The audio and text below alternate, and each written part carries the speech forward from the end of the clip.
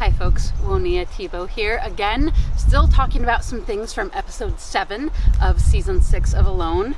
And I mentioned briefly on my more background on episode 6 talk that I wanted to talk in more detail about this right here, which you see me wearing a lot in episode 7, and up until this episode this is mostly the footwear that you see me in. It's been bouncing forth a little bit as I needed to depending on temperature, but these suckers here were the bane of my existence in my time. Really frustrated with these boots for a lot of my time out, especially when the temperatures were still cold enough that it was just above freezing and not appropriate for my thicker handmade Arctic boots.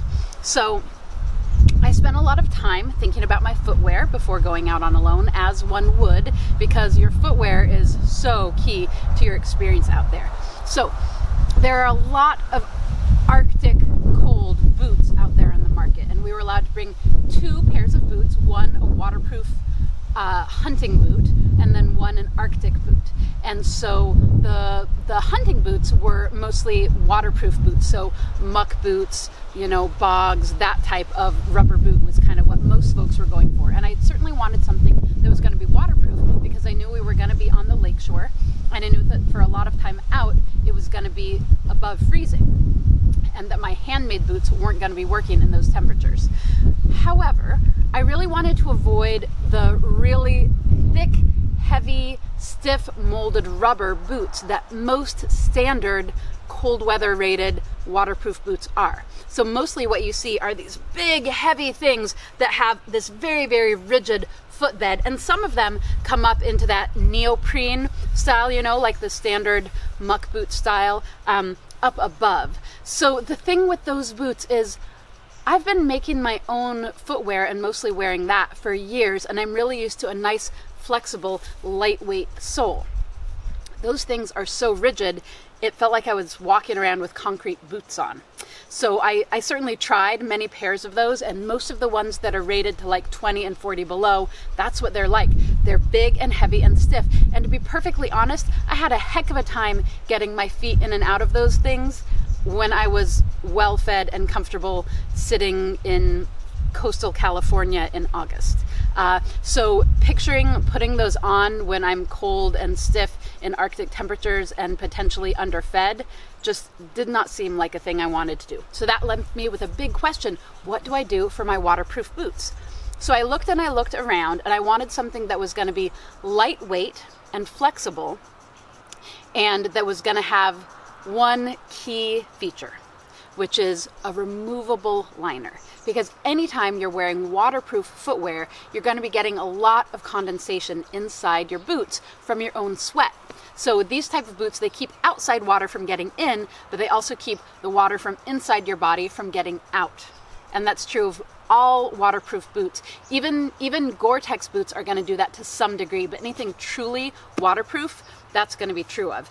And your feet can put out a tremendous amount of sweat in a day, up to a pint per foot. That is a lot of moisture inside of boots. So any boot that doesn't have a removable liner, you're just going to be getting more and more moisture accumulating in your boots over time. So given that, looking for something that I could have a removable liner in that I could take out and dry seemed super key.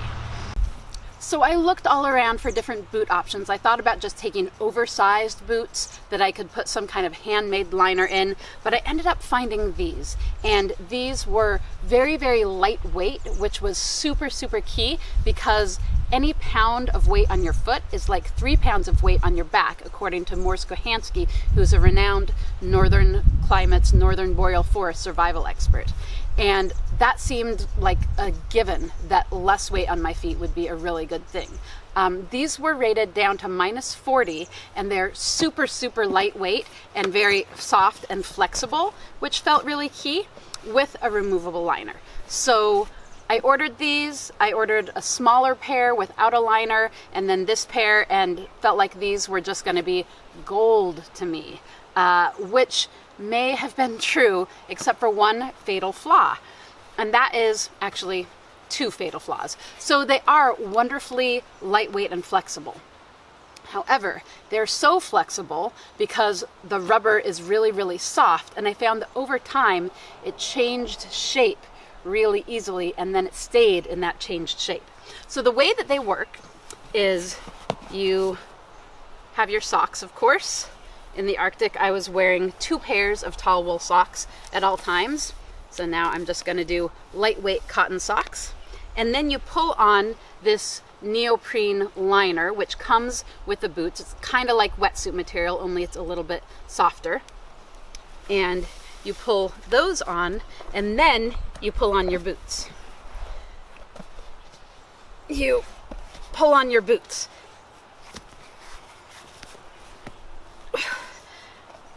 Or in my case, you don't pull on your boots, because what happened is the rubber all slumped down around the ankle and made this super, super tight spot at the ankle with all of these folds and creases. And it was so challenging getting in and out of these boots as this got more and more slumped down. So that was issue number 1. And I'm not even sure I'm going to be able to get into these right now. And that's at late July temperatures in Oregon. So very problematic.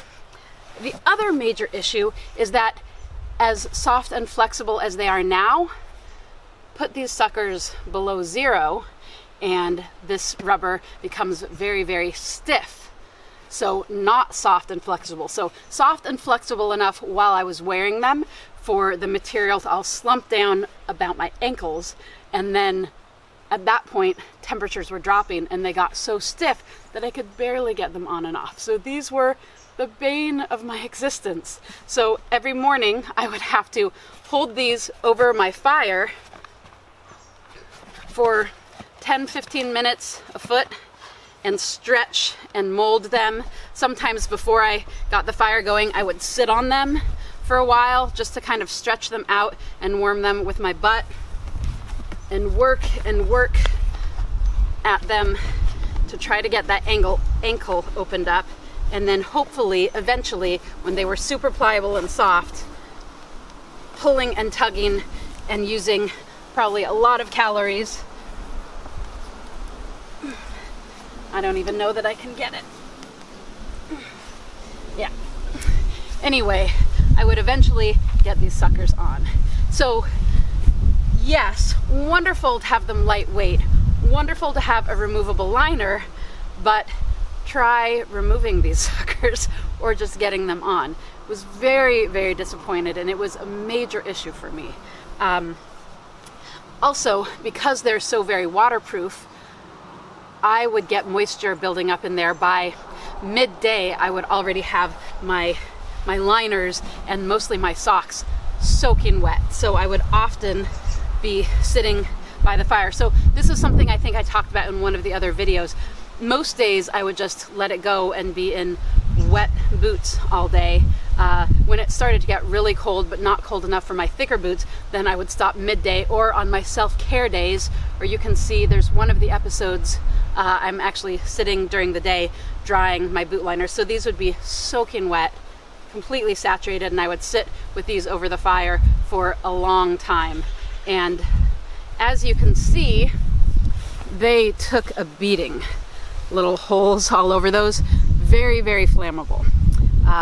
These got singed very easily. So as it got later and colder and I had less daylight hours and more issues with trying to keep my feet warm and dry, I would dry these more often, as well as a lot of other stuff. And sometimes I would turn around without realizing that as I did so, these had fallen into the fire, or be holding them and not realize that they were a little too close. And so they got more and more singed over time, which was problematical. So these boots, boy, such a good idea from everything I could tell going in, but here is one of the critical reasons to field test your gear before you bring it into a survival situation. Of course, I was living in California and not able to field test my boots at sub-zero temperatures.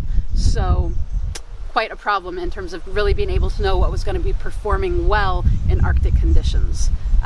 Yeah, so still on the hunt for a good waterproof boot that would do all of the things that I wanted it to in the Arctic. So the issue with our season and picking out gear was knowing that we would be going through warm conditions, above freezing weather, into freezing and then far below freezing temperatures. So trying to pick gear that would go throughout that entire spectrum, and that was really tough. So these ones were my choice for early season when it wasn't that cold yet. They were rated to -40, but I didn't really expect them to do well at anywhere near those temperatures, and even just around freezing, they were definitely getting problematic. My other boots were these suckers that I made myself, and they were amazing and did so wonderfully for me once it got really, really cold. But we had what they call the shoulder season, right? That time between really, really cold and nice and warm. So during that transition, neither of these boots were a good choice for me. So the problem with these is that they aren't waterproof, and I didn't intend them to be, because again, waterproof gear, when it's really, really cold, all it's doing is trapping your body's moisture in the boot. That's not what I wanted. So these are leather, but they're a permeable leather, which meant even when it was well below freezing, my feet would get wet from the outside with these, because just the heat from my feet was enough to melt the snow and have some snow getting into my boots. Once the temperatures got consistently well below freezing, these suckers were an absolute godsend. I wouldn't be surprised if I was the only person out there who was not having issues with cold feet, because these felt liners are so thick and so tough and warm, and then I had buffalo fur for the tops. Let's just put that on. And then eventually I was finding that buffalo fur wasn't really doing it for me, because as you can see, I spent a lot of time crouching in the snow setting up my snares, a lot of time, particularly because I didn't have snare wire, so my snare setups had to be a lot more complicated, and the buffalo would just soak right through. So I actually pulled some beaver fur out of the liner of my pocket of my parka to put on the boots here, so that I had this waterproof pad to kneel on. So buffalo is a plains animal, right? Not an aquatic animal. Beaver are swimming around in the water in extreme cold temperatures, so they have a very thick fur that is very waterproof. So these kept me warm and dry kneeling in the snow. The issue, of course, was that when it was not quite cold enough for these, I would get condensation between the liners and the boots themselves, and they would require a lot of upkeep as well. I was really, really glad that both of my boot choices were with removable liners so that I could take those out. So I spent a tremendous amount of time and energy drying my gear around the fire every night, but I was able to dry my gear, which meant that my feet were always warm and toasty. Truly, I had almost no issues with the cold in terms of my feet when I was out and about doing stuff, which was pretty amazing given that environment and the low temperatures and nowhere near as many calories as I really needed given all of those things. My strategy with these boots, knowing that they were going to be not great for the above freezing times and then better and better as we got into the colder times, was have an additional layer for them. So this layer has somewhat water resistant leather, and what I really was going to want for the truly cold times was totally permeable leather, and I had a plan for that. So I actually had another layer in these boots, which was buckskin, and buckskin is the best material for mucklucks in the far north. So having your felt liners in a buckskin muckluck is going to protect the felt from abrasion, because wool doesn't stand up very well to actual wear, but really, really great for warmth. So the buckskin would take the abrasion, but it would be very moisture permeable. So this is what I was banking on for really cold temperatures, so that I wouldn't get moisture accumulating in my liner, was my buckskin muckluck. Like that, with ties that wrap around it to cinch it nicely onto my boot. I did so here's the thing. You may have noticed I brought a ton of homemade gear out with me.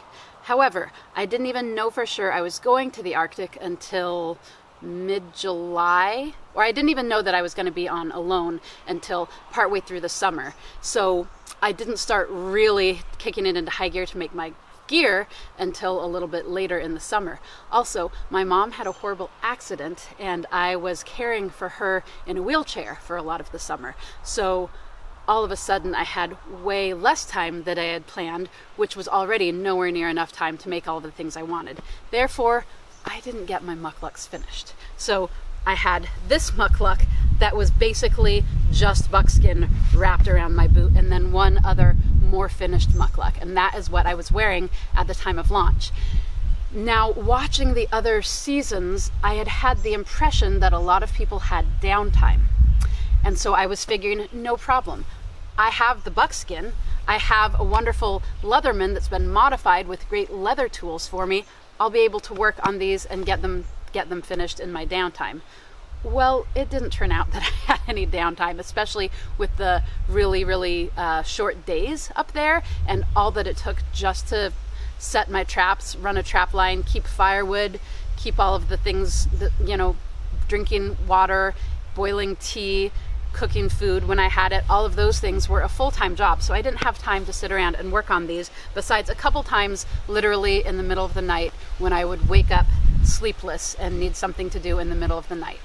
And that happened to me a fair bit because when you're in a state of ketosis, which is a metabolic state where you're burning fat instead of carbohydrates, it's really common for that to lead to poor sleeping. So I definitely experienced that, and I had some late night sewing sessions. However, I never got the mucklucks totally finished to where I was able to wear them around during the day, which was a bummer. So, amazing boots, bane of my existence boots.